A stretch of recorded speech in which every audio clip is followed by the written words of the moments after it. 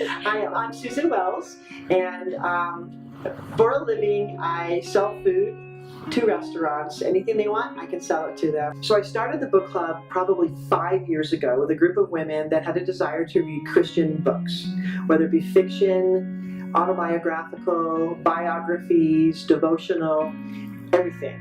And as I started getting passionate about modern day slavery and human trafficking, I started reading and having the ladies read the books about that, whether it be Rachel Lloyd's Girls Like Us or Harmony Dust, who came to see us and we got her a book. Just several books of situations, whether it be here or overseas, and the ladies really enjoyed it. And some of them actually said it was really hard to read them, that they almost couldn't pick them up.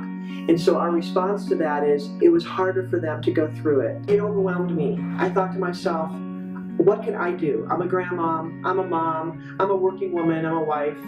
What little things can I do? But I also know that if you don't do anything, it's wrong. So if you do one thing, like Mother Teresa says, do small things with great love. And so I had to remember that, and I just started doing little things.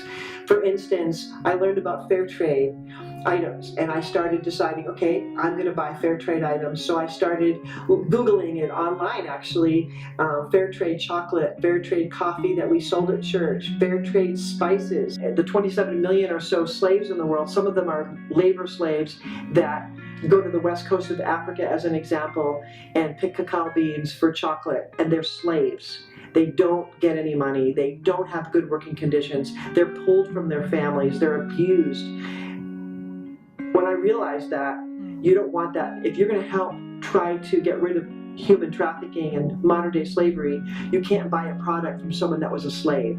And that goes for coffee, that goes for those spices, that goes for just about anything where slaves are used to make the product.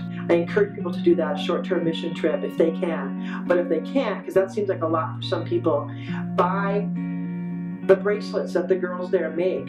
Buy the bracelets that Water of Life in Cambodia makes, these girls that are rescued. Go onto the computer and Google fair trade items and buy fair trade.